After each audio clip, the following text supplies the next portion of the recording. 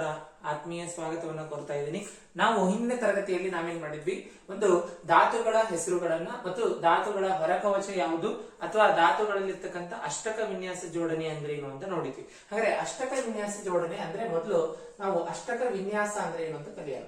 ಹಾಗಾದ್ರೆ ಅಷ್ಟಕ ಅಂದ್ರೆ 8 ಅಂತ.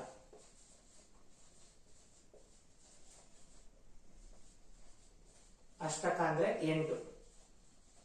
ಅಂದ್ರೆ ಯಾವುದೇ ಒಂದು ಧಾತುವನ್ನ ತೆಗೆದುಕೊಂಡಾಗ ಅದು ತನ್ನ ಹೊರಕವಚದಲ್ಲಿ 8 ಎಲೆಕ್ಟ್ರಾನ್ಗಳನ್ನ ಹೊಂದಿತ್ತು ಅಂದ್ರೆ ಆ ಒಂದು ಧಾತು ಬೇರೆ ಒಂದು ಧಾತುವಿನ ಜೊತೆ ಪ್ರತಿಕ್ರಿಯಿಸೋದಾಗ್ಲಿ ಅಥವಾ ಯಾವುದೇ ಒಂದು ರಾಸಾಯನಿಕ ಕ್ರಿಯೆಗೆ ಒಳಪಡದೆ ಇರೋದು. ಹಾಗಾದ್ರೆ ಅದು ಒಂದು ತಟಸ್ಥ ಸ್ಥಿತಿಯನ್ನ ಅದು ಅನುಭವಿಸ್ತಾ ಹೋಗುತ್ತೆ. ಹಾಗಾದ್ರೆ ಯಾವುದೇ ಒಂದು ನೀವು ಧಾತುವನ್ನ ತೆಗೆದುಕೊಂಡಾಗ ಅದು ತನ್ನ ಹೊರಕವಚದಲ್ಲಿ ಕೇವಲ 8 ಎಲೆಕ್ಟ್ರಾನ್ಗಳನ್ನ ಹೊಂದಿರತಕ್ಕಂಥ ಸ್ಥಿತಿಯನ್ನ ನಾವೆಂತ ಕರಿತೀವಿ, ಅಷ್ಟಕ ಜೋಡಣೆ, ಅಥವಾ ಅದನ್ನ ನಾವು ಇನ್ನೊಂದು ಹೆಸರಲ್ಲಿ ಕರಿತೀವಿ. ಅದನ್ನ ಏನಂತ ಕರಿತೀವಿ ಅಂದ್ರೆ ಜಡಾನಿಲ ಸ್ಥಿತಿ ಅಂತ ಕರಿತೀವಿ, ಅಥವಾ ಜಡಾನಿಲ ಸ್ಥಿತಿ. ಹಾಗಾದ್ರೆ 8 ಎಲೆಕ್ಟ್ರಾನ್ಗಳು ಒಂದು ಹೊರಕವಚದಲ್ಲಿ ಇರ್ತಕ್ಕಂಥ ಒಂದು ಸ್ಥಿತಿ. ಹಾಗಾದ್ರೆ ಈಗ ನಾವು ಕೆಲವೊಂದು ಉದಾಹರಣೆಯನ್ನ ತಗೊಳ್ತಾ ಹೋಗೋಣ. ಉದಾಹರಣೆಗೆ ನಾವು ಮ್ಯಾಗ್ನೀಷಿಯಂನ ತಗೊಂಡಾಗ ಮ್ಯಾಗ್ನೀಷಿಯಂನ ಪರಮಾಣು ಸಂಕೇತ 12 ಅಥವಾ ಪರಮಾಣು ಸಂಖ್ಯೆ 12. ಹಾಗಾದ್ರೆ ಇದಕ್ಕೆ ಇರ್ತಕ್ಕಂಥ ಕವಚಗಳು, ಮೊದಲನೇ ಕವಚ ಕೆ ಕವಚ, ಅದರಲ್ಲಿ 2 ಎಲೆಕ್ಟ್ರಾನ್ಸ್ ಗಳನ್ನ ಹೊಂದಿದೆ. ಹಾಗಾದ್ರೆ ನೆಕ್ಸ್ಟ್ ಬರ್ತಕ್ಕಂಥ ಕವಚ ಯಾವುದು ಅಂದ್ರೆ ಕೆ ಆದ್ಮೇಲೆ ಎಲ್ ಕವಚ, ಕೆ ಆದ್ಮೇಲೆ ಎಲ್ ಕವಚ, ಎಲ್ ಆದ್ಮೇಲೆ ಎಂ ಕವಚ. ಓಕೆ, ಒಟ್ಟು 3 ಕವಚಗಳು ನಮ್ಮ Mg ಯಲ್ಲಿದೆ ಅಥವಾ Mg ಧಾತುವಿನಲ್ಲಿದೆ. ಹಾಗಾದ್ರೆ ಇಲ್ಲಿ ಹೊರ ಕವಚದಲ್ಲಿ ಇರ್ತಕ್ಕಂಥ ಎಲೆಕ್ಟ್ರಾನ್ಸ್ ಗಳ ಸಂಖ್ಯೆ ಎಷ್ಟು ಅಂತ ನೋಡಿದಾಗ ಇಲ್ಲಿ ಟೋಟಲ್ ಒಟ್ಟು 8 ಎಲೆಕ್ಟ್ರಾನ್ಸ್ ಗಳು, ಹೊರ ಕವಚದಲ್ಲಿ 2 ಎಲೆಕ್ಟ್ರಾನ್ಸ್ ಗಳು, 2 ಕೆ ಕವಚದಲ್ಲಿ 8, ಎಲ್ ಕವಚದಲ್ಲಿ, ಹೊರ ಕವಚದಲ್ಲಿ ಎಂ ಕವಚದಲ್ಲಿ ಒಟ್ಟಾಗಿ ಎಷ್ಟು ಎಲೆಕ್ಟ್ರಾನ್ಸ್ ಗಳಿದೆ ಅಂದ್ರೆ 2 ಎಲೆಕ್ಟ್ರಾನ್ಸ್ ಗಳಿದೆ. ಹಾಗಾದ್ರೆ ಈ ಎಲೆಕ್ಟ್ರಾನ್ಸ್ ಗಳನ್ನ ಏನ್ ಮಾಡುತ್ತೆ, ಈ 2 ಎಲೆಕ್ಟ್ರಾನ್ಸ್ ಗಳನ್ನ Mg ತನ್ನ ಮೂಲಕ ಎಲೆಕ್ಟ್ರಾನ್ಸ್ ಗಳನ್ನ ಏನ್ ಮಾಡುತ್ತೆ, ಕೊಡುತ್ತೆ ಅಥವಾ ಕಳೆದುಕೊಳ್ಳುತ್ತೆ. ಹಾಗಾಗಿ ಇದನ್ನ ನಾವೇನಂತ ಬರೀತೀವಿ, Mg+2 ಅಂತ ಬರೀತೀವಿ. ಹಾಗಾದ್ರೆ ಈ ಒಂದು ಹೊರ ಕವಚದಲ್ಲಿ ಇರ್ತಕ್ಕಂಥ ಎಲೆಕ್ಟ್ರಾನ್ಸ್ ಗಳನ್ನ, ಎಂ ಕವಚದಲ್ಲಿ ಇರ್ತಕ್ಕಂಥ ಎಲೆಕ್ಟ್ರಾನ್ಸ್ ಗಳನ್ನ 2 ಗಳನ್ನ ಕೊಟ್ಟಾಗ ಇಲ್ಲಿ ಉಳಿತಕ್ಕಂಥ ಒಂದೇ ಒಂದು ಕವಚ ಯಾವುದು ಅಂತ ಕೇಳಿದ್ರೆ ಎಲ್ ಕವಚ. ಹಾಗಾದ್ರೆ ಈ ಎಲ್ ಕವಚದಲ್ಲಿ ಎಷ್ಟು ಎಲೆಕ್ಟ್ರಾನ್ಸ್ ಗಳಿದೆ ಅಂದ್ರೆ 1, 2, 4, 6, 8 ಎಲೆಕ್ಟ್ರಾನ್ಸ್ ಗಳಿದೆ. ಈ ಒಂದು ಜೋಡಣೆಯನ್ನ ನಾವು ಎಂತ ಕರಿತೀವಿ, ಅಷ್ಟಕ ವಿನ್ಯಾಸ ಜೋಡಣೆ ಅಂತ ಕರಿತೀವಿ. ಯಾವುದೇ ಒಂದು ಧಾತು ಅದು ಪ್ರತಿಕ್ರಿಯಿಸಬೇಕು ಅಂದ್ರೆ ಅಥವಾ ಅದು ಪ್ರತಿಕ್ರಿಯೆಗೆ ಒಳಪಡಬೇಕು ಅಂದ್ರೆ ಅದು ಅಷ್ಟಕ ವಿನ್ಯಾಸ ಜೋಡಣೆಯನ್ನ ಹೊಂದಿತ್ತು ಅಂದ್ರೆ ಯಾವುದೇ ರಾಸಾಯನಿಕ ಕ್ರಿಯೆಗೆ ಅದು ಒಳಪಡುವುದಿಲ್ಲ. ಎರಡನೇದಾಗಿ ಬರ್ತಕ್ಕಂಥ ಧಾತು ಯಾವುದು ಅಂತ ಕೇಳಿದ್ರೆ ಅಲ್ಯೂಮಿನಿಯಂ ಅಂತ ಕರಿತೀವಿ. ಹಾಗಾದ್ರೆ ಅಲ್ಯೂಮಿನಿಯಂನ ಪರಮಾಣು ಸಂಖ್ಯೆ ಬಂದು 13. ಹಾಗಾದ್ರೆ ಅಲ್ಯೂಮಿನಿಯಂ ನಲ್ಲಿ ಮೊದಲನೇ ಕವಚದಲ್ಲಿ ಇರ್ತಕ್ಕಂಥ ಎಲೆಕ್ಟ್ರಾನ್ ಗಳ ಸಂಖ್ಯೆ ಬಂದು 2. ಈ ಒಂದು ಹೊರ ಕವಚ ಯಾವ ಕವಚ, ಮೊದಲನೇ ಕವಚ ಕೆ ಕವಚ. ಹಾಗಾದ್ರೆ ನೆಕ್ಸ್ಟ್ ಬರ್ತಕ್ಕಂಥ ಕವಚ ಎಲ್ ಕವಚ, ಮೂರನೇ ಕವಚ ಬಂದು ಎಂ ಕವಚ, ಎರಡನೇ ಕವಚ ಎಲ್. ಇದರಲ್ಲಿ ಒಟ್ಟಾರೆಯಾಗಿ 8 ಎಲೆಕ್ಟ್ರಾನ್ಸ್ ಗಳಿರ್ತವು. ಹಾಗಾದ್ರೆ ಎಂ ಕವಚದಲ್ಲಿ ಒಟ್ಟಾರೆಯಾಗಿ 3 ಎಲೆಕ್ಟ್ರಾನ್ಸ್ ಗಳು ಇರ್ತವು. ಹಾಗಾದ್ರೆ ಏನ್ ಮಾಡುತ್ತೆ, ಅಲ್ಯೂಮಿನಿಯಂ ತನ್ನ 3 ಎಲೆಕ್ಟ್ರಾನ್ಸ್ ಗಳನ್ನ ಏನ್ ಮಾಡುತ್ತೆ, ಇದು ಕಳೆದುಕೊಳ್ಳುತ್ತೆ. ಅವಾಗ Al+3 ಆಗುತ್ತೆ. ಹಾಗಾದ್ರೆ ಈ ಹೊರ ಕವಚವನ್ನ ಅದು ಕಳೆದುಕೊಂಡು ತನ್ನ ಅಷ್ಟಕ ವಿನ್ಯಾಸ ಜೋಡಿಯನ್ನ ಪಡೆಯುತ್ತೆ.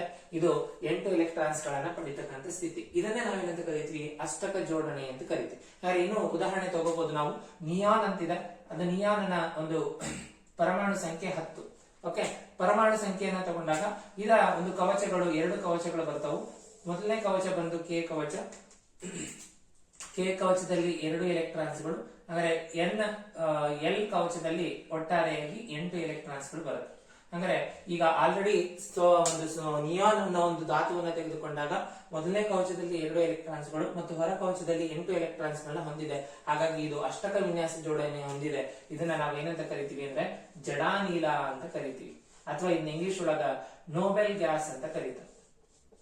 ಅಂದ್ರೆ ಏನ್ ಮಾಡುತ್ತೆ ಅಂತ ಕೇಳಿದ್ರೆ ಈ ಒಂದು ನಿಯಾನ್ ಅನ್ನೋ ಧಾತು ಬೇರೆ ಒಂದು ಯಾವುದೇ ಧಾತುವಿನ ಜೊತೆ ಪ್ರತಿವರ್ತಿಸುವುದಿಲ್ಲ. ಯಾಕಂದ್ರೆ ಇದರಲ್ಲಿ ಇರ್ತಕ್ಕಂಥ ಬಾಹ್ಯ ಎಲೆಕ್ಟ್ರಾನ್ಸ್ ಗಳ ಸಂಖ್ಯೆನೇ 8. ಅಷ್ಟಕ ವಿನ್ಯಾಸ ಪಡೀತು ಅಂದ್ರೆ ಅದು ಯಾವುದೇ ಒಂದು ಧಾತುವಿನ ಜೊತೆ ಮತ್ತೆ ಪ್ರತಿಕ್ರಿಯಿಸುವುದಿಲ್ಲ. ಇದನ್ನೇ ನಾವೇನಂತ ಕರಿತೀವಿ, ಅಷ್ಟಕ ವಿನ್ಯಾಸ ಜೋಡಣೆ ಅಂತ ಕರಿತೀವಿ. ಹಾಗಾದ್ರೆ ಯಾವುದೇ ಒಂದು ಧಾತು ತನ್ನ ಅಷ್ಟಕ ವಿನ್ಯಾಸ ಜೋಡಣೆಯನ್ನ ಪಡಿತಕ್ಕಂಥ ಸ್ಥಿತಿಯನ್ನೇ ನಾವು ಇನ್ನೊಂದು ಹೆಸರಿಂದ ಕರಿತೀವಿ. ಅದನ್ನೇ ನಾವು ವೇಲೆನ್ಸಿ ಅಂತ ಕೂಡ ಕರಿತೀವಿ. ಹಾಗಾದ್ರೆ ಯಾವುದೇ ಒಂದು ಧಾತು ಇರಲಿ, ಅದು ತನ್ನ ಎಲೆಕ್ಟ್ರಾನ್ಸ್ ಗಳನ್ನ ಕಳೆದುಕೊಂಡು ಇರ್ಬೋದು ಅಥವಾ ಪಡೆದುಕೊಂಡು ಇರ್ಬೋದು. ಯಾವ ಸ್ಥಿತಿಯನ್ನ ಪಡಿಬೇಕು? ಅಷ್ಟಕ ವಿನ್ಯಾಸ ಜೋಡಣೆಯನ್ನ ಅಥವಾ ಜಡಾನೀಲ ಸ್ಥಿತಿಯನ್ನ ಪಡಿತಕ್ಕಂಥ ಸ್ಥಿತಿಗೆ ನಾವು ವೆಲೆನ್ಸಿ ಅಂತ ಕರಿತೀವಿ. ಹಾಗಾಗಿ ಹಿಂದಿನ ತರಗತಿಯಲ್ಲಿ ನಾವು ವೆಲೆನ್ಸಿ ಬಗ್ಗೆನೂ ಕೂಡ ನೋಡಿದ್ವಿ. ಇವತ್ತಿನ ತರಗತಿಯಲ್ಲಿ ನಾವು ಕೆಲವು ಬಹುಪರಮಾಣೀಯ ಅಯಾನುಗಳ ಬಗ್ಗೆ ನಾವು ನೋಡ್ತಾ ಹೋಗೋಣ. ನೆಕ್ಸ್ಟ್ ಬರ್ತಕ್ಕಂಥದ್ದು ಬಹುಪರಮಾಣೀಯ ಅಯಾನುಗಳು ಅಂತ ಬರುತ್ತೆ.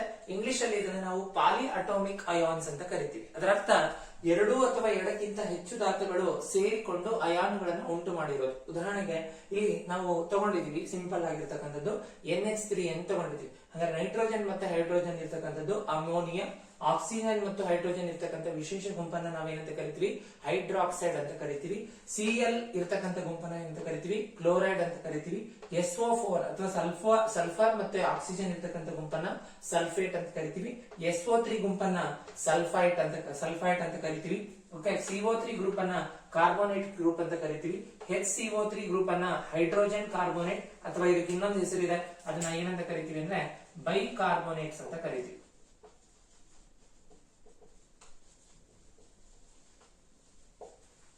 ನೆಕ್ಸ್ಟ್ ಇರ್ತಕ್ಕಂಥ ಗ್ರೂಪ್ NO3, ಇದನ್ನ ನೈಟ್ರೇಟ್ಸ್ ಗ್ರೂಪ್ ಅಂತ ಕರಿತೀವಿ.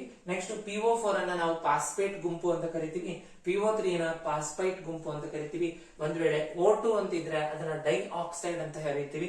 O ಅಂತ ಇದ್ರೆ ಅದನ್ನ ಆಕ್ಸೈಡ್ ಅಂತ ಓದ್ತೀವಿ. ನೆಕ್ಸ್ಟ್ S ಇದ್ರೆ ಅದನ್ನ ಸಲ್ಫೈಡ್ ಅಂತ ಓದ್ತೀವಿ. N ಇದ್ರೆ ಅದನ್ನ ನೈಟ್ರೈಡ್ ಅಂತ ಓದ್ತೀವಿ. ಹಾಗಾದ್ರೆ ಈ ಒಂದು ಬಹುಪರಮಾಣುಯ ಅಯಾನುಗಳಲ್ಲೂ ಕೂಡ ವೆಲೆನ್ಸಿ ಕಾಣಿಸ್ತಾ ಇದೆ ನಿಮಗೆ. ಹಾಗಾದ್ರೆ ಇಲ್ಲಿ ಮೇಲ್ ಪ್ಲಸ್ ಇದೆ, ಇದರ ಅರ್ಥ ಇದರ ಒಂದು ವೆಲೆನ್ಸಿ 1 ಅಂತ. ಅಂದ್ರೆ NH3 ಅಥವಾ ಅಮೋನಿಯಾ ಗ್ರೂಪ್ ಬಂತು ಅಂದ್ರೆ ಅಲ್ಲಿ ವೆಲೆನ್ಸಿ 1 ಇರ್ತದೆ ಅಂತ. OH ಮೈನಸ್ ಅಥವಾ ಇದನ್ನ ಹೈಡ್ರಾಕ್ಸೈಡ್ ಗುಂಪು ಅಂತ, ಇದರ ವೆಲೆನ್ಸಿ ಯಾವಾಗ್ಲೂ ಏನಿರ್ತದೆ ಅಂದ್ರೆ ಇದರ ವೆಲೆನ್ಸಿ 1 ಇರ್ತದೆ. ಓಕೆ, ಮೈನಸ್ ಇದರ ಅರ್ಥ ಇದು ವೆಲೆನ್ಸಿಯನ್ನ ಎಲೆಕ್ಟ್ರಾನ್ಸ್ ಗಳನ್ನ ಇದು ಸ್ವೀಕರಿಸುವ ಗುಣವನ್ನ ಹೊಂದಿದೆ ಅಂತ. ಹಾಗಾದ್ರೆ ಇಲ್ಲಿ Cl ಇದೆ, ಇದರ ವೆಲೆನ್ಸಿ ಕೂಡ ಏನು 1. ಸಲ್ಫೇಟ್ ಇದೆ, ಇದರ ವೆಲೆನ್ಸಿ 2. ಓಕೆ, ಸಲ್ಫೈಟ್ ಇದೆ, ಇದರ ಒಂದು ವೆಲೆನ್ಸಿ 2. ಓಕೆ, ಇಲ್ಲಿ ಕಾರ್ಬೋನೇಟ್ಸ್ ಇದೆ, ಇದರ ವೆಲೆನ್ಸಿ 2. ಓಕೆ, ಇದರ HCO3 ಬೈಕಾರ್ಬೋನೇಟ್ಸ್ ಇದೆ, ಇದರ ವೆಲೆನ್ಸಿ 1. ನೆಕ್ಸ್ಟ್ ನೈಟ್ರೇಟ್ಸ್ ಗ್ರೂಪ್ ಇದೆ, ಇದರ ಒಂದು ವೆಲೆನ್ಸಿ 1. ಪಾಸ್ಪೈಟ್ ಗ್ರೂಪ್ ಇದೆ, ಇದರ ವೆಲೆನ್ಸಿ 3. ಪಾಸ್ಪೈಟ್ ಗ್ರೂಪ್ ಇದೆ, ಇದರ ವೆಲೆನ್ಸಿ 3. ನೆಕ್ಸ್ಟ್ ಆಕ್ಸೈಡ್ ಗ್ರೂಪ್ ಇದೆ, ಇದರ ವೆಲೆನ್ಸಿ 2. ಆಕ್ಸೈಡ್ ಗ್ರೂಪ್ ಇದೆ, ಇದರ ವೆಲೆನ್ಸಿ 2. ಸಲ್ಫೈಡ್ 2. Okay, nitrate 3. ಹಾಗಾದ್ರೆ ಇಲ್ಲಿ ನಾನು ಇದ್ರ ಮುಂದೆ ಒಂದು ಅಕ್ಷರಗಳನ್ನು ಬರೆದಿದ್ದೀನಿ, ಇದರ ಒಂದು ವೆಲೆನ್ಸಿಯನ್ನ. ಇದರರ್ಥ ಪ್ಲಸ್ NH3 ಪ್ಲಸ್ ಅಂತ ಬರ್ತಿದ್ದೀನಿ. ಇದರರ್ಥ ಇದು ವೆಲೆನ್ಸಿ, ಇದರ ಒಂದು ವೆಲೆನ್ಸಿ 1. ಅದರರ್ಥ ಇದು ಎಲೆಕ್ಟ್ರಾನ್ಸ್ ನ ಒಂದನ್ನ ಬಿಡ್ತಕ್ಕಂತ ಅಥವಾ ಕೊಡ್ತಕ್ಕಂತ ಗುಣವನ್ನು ಹೊಂದಿದೆ. ಓಕೆ, ನೆಕ್ಸ್ಟ್ OH ಗ್ರೂಪ್ ಇದೆ -1 ಅಂತ, ಇದು ಎಲೆಕ್ಟ್ರಾನ್ಸ್ ನ ಒಂದು ಎಲೆಕ್ಟ್ರಾನ್ ನ ಸ್ವೀಕರಿಸತಕ್ಕಂತ ಗುಣವನ್ನು ಹೊಂದಿದೆ. ಯಾವೆಲ್ಲ ಪ್ಲಸ್ ಇದೆ ಅವೆಲ್ಲದೂ ಕೂಡ ಸ್ವೀಕರಿಸತಕ್ಕಂತ ಗುಣವನ್ನು ಹೊಂದಿದೆ. ಯಾವೆಲ್ಲ ಮೈನಸ್ ಇದೆ ಎಲೆಕ್ಟ್ರಾನ್ಸ್ ಗಳನ್ನ ಕೊಡ್ತಕ್ಕಂತ ಗುಣವನ್ನ ಹೊಂದಿದೆ. ಓಕೆ, ಇಲ್ಲಿ ನಾವು ಚಿಹ್ನೆಗಳನ್ನ ಹೊರತುಪಡಿಸಿ ವೆಲೆನ್ಸಿಗಳನ್ನ ನಾವು ನೆನ್ಪಿಟ್ಕೋಬೇಕಾಗುತ್ತೆ. ಅಮೋನಿಯಂ ವೆಲೆನ್ಸಿ 1, ಹೈಡ್ರಾಕ್ಸೈಡ್ ನ ವೆಲೆನ್ಸಿ 1, ಕ್ಲೋರೈಡ್ ನ ವೆಲೆನ್ಸಿ 1. ಓಕೆ, ಸಲ್ಫೇಟ್ ನ ವೆಲೆನ್ಸಿ 2, ಸಲ್ಫೈಟ್ ನ ವೆಲೆನ್ಸಿ 2, ಕಾರ್ಬೋನೇಟ್ಸ್ ನ ವೆಲೆನ್ಸಿ 2, ಹೈಡ್ರೋಕಾರ್ಬೋನೇಟ್ಸ್ ಅಥವಾ ಹೈಡ್ರೋಜನ್ ಕಾರ್ಬೋನೇಟ್ಸ್ ನ ವೆಲೆನ್ಸಿ 1, ನೈಟ್ರೇಟ್ಸ್ ನ ವೆಲೆನ್ಸಿ 1, ಪಾಸ್ಪೇಟ್ ನ ವೆಲೆನ್ಸಿ 3, ಪಾಸ್ಪೈಟ್ ನ ವೆಲೆನ್ಸಿ 3. ನೆಕ್ಸ್ಟ್ ಆಮ್ಲಜನಕದ ಅಥವಾ ಆಮ್ಲಜನಕದ ಆಕ್ಸೈಡ್ ನ ವೆಲೆನ್ಸಿ 2. ಓಕೆ, ಆಕ್ಸೈಡ್ ನ ವೆಲೆನ್ಸಿ 2, ಸಲ್ಫೈಡ್ ನ ವೆಲೆನ್ಸಿ 2, ನೈಟ್ರೈಡ್ ನ ವೆಲೆನ್ಸಿ 3. ಈ ರೀತಿ ವೆಲೆನ್ಸಿಗಳು ನಿಮ್ಗೆ ಗೊತ್ತಿರ್ಬೇಕಾಗ್ತದೆ. ಇಲ್ಲಿ ಚಿಹ್ನೆಗಳನ್ನ ನೀವು ಕನ್ಫ್ಯೂಸ್ ಆದ್ರೂ ಕೂಡ ಚಿಹ್ನೆಗಳನ್ನ ಹೊರತುಪಡಿಸಿ ಇಲ್ಲಿರ್ತಕ್ಕಂಥ ವೆಲೆನ್ಸಿಯನ್ನ ನೀವು ಪರ್ಫೆಕ್ಟ್ ಆಗಿ ನೋಡ್ಕೋಬೇಕಾಗತ್ತೆ. ಯಾಕಂದ್ರೆ ಇದರ ಮೇಲೆ ನಾವು ಒಂದು ಕ್ರಾಸ್ ಮಲ್ಟಿಪ್ಲಿಕೇಶನ್ ಅಥವಾ ನಾವು ಏನಂತ ಓರೆ ಗುಣಾಕಾರ ವಿಧಾನದಿಂದ ಕೆಲವೊಂದು ಅಣುಸೂತ್ರಗಳನ್ನು ಕೂಡ ನಾವು ಬರೆಯೋದನ್ನ ಕಲಿತಾ ಹೋಗ್ತೀವಿ. ಕೆಲವೊಂದು ಅಣುಸೂತ್ರಗಳಿದೆ, ಆ ಅಣುಸೂತ್ರಗಳನ್ನ ಗೊತ್ತಾಗಬೇಕಂದ್ರೆ ನಿಮಗೆ ವೆಲೆನ್ಸಿಗಳು ಗೊತ್ತಾಗ್ತಾ ಬೇಕು. ಅಂದ್ರೆ ಹೈಡ್ರೋಜನ್ ನ ವೆಲೆನ್ಸಿ ಎಷ್ಟು, ಆಕ್ಸಿಜನ್ ನ ವೆಲೆನ್ಸಿ ಎಷ್ಟು, ಓಕೆ, ಹೀಲಿಯಂ ನ ವೆಲೆನ್ಸಿ ಎಷ್ಟು, ಈ ತರ ವೆಲೆನ್ಸಿಗಳು ಗೊತ್ತಿದ್ರೆ ಈಸಿಯಾಗಿ ನಾವು ಒಂದು ಅಣುಸೂತ್ರವನ್ನ ಬರಿತಾ ಹೋಗ್ಬೋದು. ಈಗ ನಾವು ಪ್ರಮುಖವಾಗಿ ಕೆಲವೊಂದು ಧಾತುಗಳು ಅಥವಾ 20 ಧಾತುಗಳನ್ನ ತಗೋದಿದ್ದೀನಿ ನಾನು. ಆ ಒಂದು 20 ಧಾತುಗಳ ವೆಲೆನ್ಸಿಯನ್ನ ನಾವು ಒಂದೊಂದೇ ನೋಡ್ತಾ ಹೋಗೋಣ. ಅಂದ್ರೆ ಅರ್ಥ ವೆಲೆನ್ಸಿ ಅಂದ್ರೆ ಹೊರಕವಚದಲ್ಲಿರ್ತಕ್ಕಂಥ ಎಲೆಕ್ಟ್ರಾನ್ಸ್ ಗಳ ಸಂಖ್ಯೆ 1. ಓಕೆ, ಈಗ ಹೈಡ್ರೋಜನ್ ಇರತಕ್ಕಂಥ ಎಲೆಕ್ಟ್ರಾನ್ಸ್ ಗಳ ಸಂಖ್ಯೆ 1, ಅದಕ್ಕೆ ಇನ್ನೊಂದು ಎಲೆಕ್ಟ್ರಾನ್ಸ್ ಬೇಕು. ಹಾಗಾಗಿ ಇದು ತನ್ನ ಎಲೆಕ್ಟ್ರಾನ್ಸ್ ಅನ್ನ ಇನ್ನೊಂದು ಎಲೆಕ್ಟ್ರಾನ್ಸ್ ನ ಬೇರೊಂದು ಧಾತುವಿನಿಂದ ಪಡಿತದೆ. ಹಾಗಾಗಿ ಇದನ್ನ -1 ಅಂತ ಕರಿತೀವಿ. ಚಿಹ್ನೆಗಳ ಬಗ್ಗೆ ಚಿಂತೆ ಮಾಡಬೇಡಿ. ಹಾಗಾದ್ರೆ ಹೀಲಿಯಂ ನ ವೆಲೆನ್ಸಿ ಎಷ್ಟು ಅಂದ್ರೆ 0. ಯಾಕೆ ಅಂತ ಕೇಳಿದ್ರೆ ಹೀಲಿಯಂ ನ ಹೊರಕವಚದಲ್ಲಿ ಇರ್ತಕ್ಕಂಥ ಒಂದು ಎಲೆಕ್ಟ್ರಾನ್ಸ್ ಗಳು, ಹೀಲಿಯಂ ನ ತಗೊಂಡಾಗ ಹೀಲಿಯಂ ನಲ್ಲಿ ಇರ್ತಕ್ಕಂಥ ಎಲೆಕ್ಟ್ರಾನ್ಸ್ ಗಳ ಸಂಖ್ಯೆ 2. ಹಾಗಾಗಿ ಈ ಒಂದು 2 ಎಲೆಕ್ಟ್ರಾನ್ಸ್ ಗಳು ಇರೋದ್ರಿಂದ ಇದರ ಒಂದು ವೆಲೆನ್ಸಿ, ಓಕೆ, ಇದರ ಒಂದು ವೆಲೆನ್ಸಿ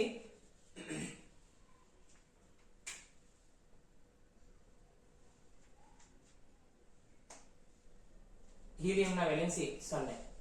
ಓಕೆ, ನೆಕ್ಸ್ಟ್ ಲಿಥಿಯಂನ ಒಂದು ಪರಮಾಣು ಸಂಖ್ಯೆ 3. ಹಾಗಾದ್ರೆ ಇದರ ಒಂದು ವೇಲೆನ್ಸಿ ಎಷ್ಟು ಅಂತ ಕೇಳಿದ್ರೆ ಇದರ ವೇಲೆನ್ಸಿ 1. ಯಾಕೆ ಅಂತ ಕೇಳಿದ್ರೆ ಲಿಥಿಯಂನ ಹೊರ ಕವಚದಲ್ಲಿ ಒಟ್ಟು ಎಷ್ಟು ಎಲೆಕ್ಟ್ರಾನ್ಸ್ ಗಳು ಇರುತ್ತೆ ಅಂದ್ರೆ ಲಿಥಿಯಂನ ಹೊರ ಕವಚದಲ್ಲಿ 1 ಎಲೆಕ್ಟ್ರಾನ್ಸ್ ಇರುತ್ತೆ. ಹಾಗಾಗಿ ಇದು ಒಂದು ಎಲೆಕ್ಟ್ರಾನ್ಸ್ ಅನ್ನ ಬೇರೆ ಒಂದು ಧಾತುಗೆ ಬಿಟ್ಕೊಡುತ್ತೆ. ಹಾಗಾಗಿ ಇದರ ಒಂದು ವೇಲೆನ್ಸಿ 1. ಹಾಗಾದ್ರೆ ಬಿ ಯ ವೇಲೆನ್ಸಿ ಎಷ್ಟು ಅಂತ ಕೇಳಿದ್ರೆ ಬಿ ಯ ವೇಲೆನ್ಸಿ 2. ಯಾಕಂದ್ರೆ ಇದರ ಹೊರ ಕವಚದಲ್ಲಿ ಇರ್ತಕ್ಕಂಥ 2 ಎಲೆಕ್ಟ್ರಾನ್ಸ್ ಗಳನ್ನ ಇದು ಬಿಟ್ಕೊಡುತ್ತೆ. ಹಾಗಾದ್ರೆ ಬೋರಾನ್ ನ ಎಲೆಕ್ಟ್ರಾನ್ ಒಂದು ರಾಶಿ ಸಂಖ್ಯೆ ಅಥವಾ ಪರಮಾಣು ಸಂಖ್ಯೆಯನ್ನು ತೆಗೆದುಕೊಂಡಾಗ 5. ಇಲ್ಲಿ 1, ಇದು 2, ಇದು 3, ಇದು 4, ಇದು 5, 6, 7, 8 ಇವೆಲ್ಲ ಪರಮಾಣು ಸಂಖ್ಯೆಗಳನ್ನ ನಾನು ಇಲ್ಲಿ ಬರಿತಾ ಇದ್ದೀನಿ. ಇದು ಪರಮಾಣು ಸಂಖ್ಯೆಗಳು. ಇದು ಪರಮಾಣು ಸಂಖ್ಯೆಯ ಆಧಾರದ ಮೇಲೆ ನಾವು ಅವುಗಳ ವೇಲೆನ್ಸಿಯನ್ನು ಬರಿತಾ ಹೋಗ್ತೀವಿ. ಹಾಗಾದ್ರೆ 13, 14, 15, 16, ಇಲ್ಲಿ 17 ಕ್ಲೋರಿನ್, 18 ಆರ್ಗಾನು, 19 ಪೊಟ್ಯಾಷಿಯಂ, 20 ಕ್ಯಾಲ್ಸಿಯಂ. ನಾನು 20 ಧಾತುಗಳನ್ನ ಬರೆದಿದ್ದೀನಿ, ಅವುಗಳ ವೇಲೆನ್ಸಿಯನ್ನ ಬರಿತಾ ಹೋಗ್ತೀವಿ. ಹಾಗಾದ್ರೆ ಬೋರಾನ್ ಒಂದು ಹೊರಕವಚದಲ್ಲಿ ಉಳಿತಕ್ಕಂಥ ಎಲೆಕ್ಟ್ರಾನ್ಸ್ ಗಳ ಸಂಖ್ಯೆ 3. ಓಕೆ, ಹಾಗಾಗಿ ಅದನ್ನ ನಾವು +3 ಅಂತ ಬರಿತೀವಿ. ಅದರ ವೇಲೆನ್ಸಿ 3. ಹಾಗಾದ್ರೆ ಕಾರ್ಬನ್ ನ ವೇಲೆನ್ಸಿ ಎಷ್ಟು ಅಂತ ಕೇಳಿದ್ರೆ 4.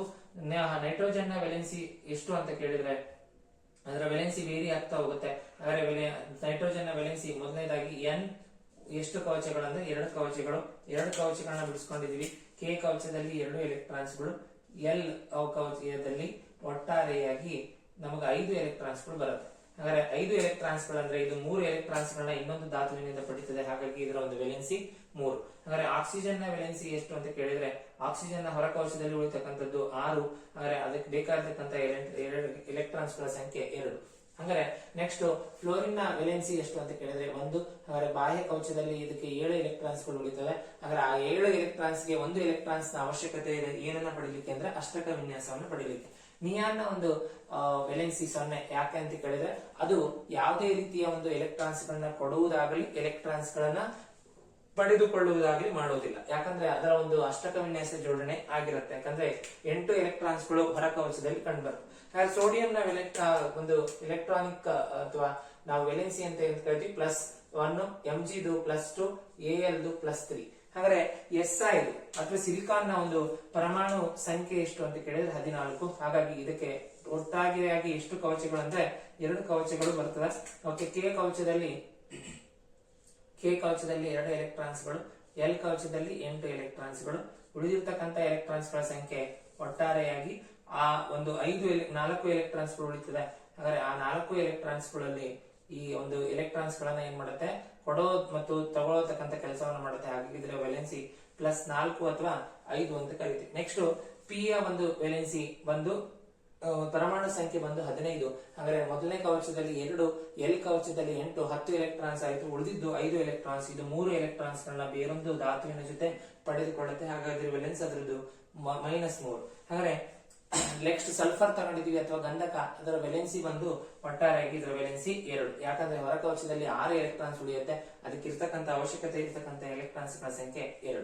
ಓಕೆ, ನೆಕ್ಸ್ಟ್ ಕ್ಲೋರಿನ್ ನ ವೇಲೆನ್ಸಿ 1. ಯಾಕಂದ್ರೆ ಹೊರ ಕವಚದಲ್ಲಿ ಇರ್ತಕ್ಕಂಥದ್ದು 1 ಎಲೆಕ್ಟ್ರಾನ್ಸ್. ಆ ಒಂದು ಹೊರ ಕವಚದಲ್ಲಿ ಇರ್ತಕ್ಕಂಥ ಎಲೆಕ್ಟ್ರಾನ್ಸ್ ನ ಅದೇನ್ ಮಾಡುತ್ತೆ, ಬಿಟ್ಕೊಡುತ್ತೆ. ಫಾರ್ ಎಕ್ಸಾಂಪಲ್ Cl ನ ತಗೊಂಡಾಗ ನಾವು 3 ಕವಚಗಳು ಬರ್ತಾವು. 3 ಕವಚದಲ್ಲಿ ಮೊದಲನೇ ಕವಚದಲ್ಲಿ 2 ಎಲೆಕ್ಟ್ರಾನ್ಸ್ ಗಳು, ಎರಡನೇ ಕವಚದಲ್ಲಿ 8 ಎಲೆಕ್ಟ್ರಾನ್ಸ್ ಗಳು. ಅರೆ ಮೂರನೇ ಕವಚದಲ್ಲಿ ಉಳಿದಿರ್ತಕ್ಕಂಥದ್ದು ಕೇವಲ 1 ಎಲೆಕ್ಟ್ರಾನ್ಸ್ ಗಳು. ಆ 1 ಎಲೆಕ್ಟ್ರಾನ್ಸ್ ನ ಅದು ಏನ್ ಮಾಡುತ್ತೆ, ಇನ್ನೊಂದು ಧಾತುವಿನ ಜೊತೆ ಹಂಚಿಕೊಳ್ಳುತ್ತೆ. ನೆಕ್ಸ್ಟ್ ಬರ್ತಕ್ಕಂಥದ್ದು ಆರ್ಗಾನ್. ಆರ್ಗಾನ್ ಅಲ್ಲಿ ಆ ಒಂದು ಆರ್ಗಾನ್ ಪರಮಾಣು ಸಂಖ್ಯೆಯನ್ನು ನೋಡಿದಾಗ 18. ಅದು ಹೊರ ಕವಚದಲ್ಲಿ 8 ಎಲೆಕ್ಟ್ರಾನ್ಸ್ ಗಳನ್ನ ಉಳ್ಕೊಳ್ಳುತ್ತೆ. ಹಾಗಾಗಿ 17 ಇದ್ರದ್ದು 17 ಅಂದ್ರೆ ಟೋಟಲ್ ಆಗಿ 7 ಎಲೆಕ್ಟ್ರಾನ್ಸ್ ಗಳು ಉಳಿತದೆ ಹೊರ ಕವಚದಲ್ಲಿ. ಆ ಒಂದು 7 ಎಲೆಕ್ಟ್ರಾನ್ಸ್ ಗೆ 1 ಎಲೆಕ್ಟ್ರಾನ್ ನ ಅವಶ್ಯಕತೆ ಇದೆ 8 ಅಷ್ಟಕ ವಿನ್ಯಾಸ ಜೋಡಣೆಯನ್ನು ಪಡೆಯಲಿಕ್ಕೆ. ಹಾಗಾಗಿ Cl ನ ವೇಲೆನ್ಸಿ -1. ಆರ್ಗಾನ್ ಒಟ್ಟು 8 ಎಲೆಕ್ಟ್ರಾನ್ಸ್ ಗಳನ್ನ ಹೊಂದಿರೋದ್ರಿಂದ ಅದರ ಒಂದು ವೇಲೆನ್ಸಿ 0. ನೆಕ್ಸ್ಟ್ ಪೊಟ್ಯಾಷಿಯಂ, ಇದರ ಒಂದು ವೇಲೆನ್ಸಿ +1. ಯಾಕಂದ್ರೆ ಇದಕ್ಕೆ 1 ಎಲೆಕ್ಟ್ರಾನ್ಸ್ ನ ಅವಶ್ಯಕತೆ ಇದೆ. ಕ್ಯಾಲ್ಸಿಯಂ ನ ವೇಲೆನ್ಸಿ 2.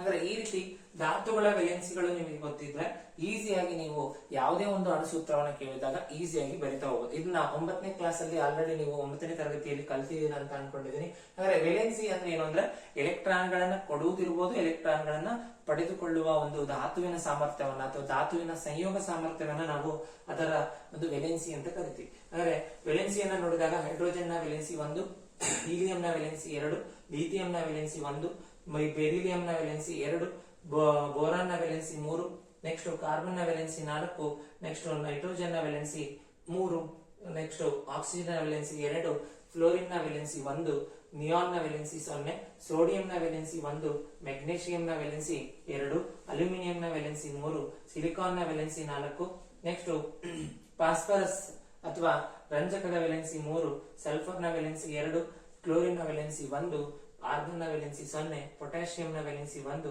ಕ್ಯಾಲ್ಸಿಯಂ ನ ವೇಲೆನ್ಸಿ 2.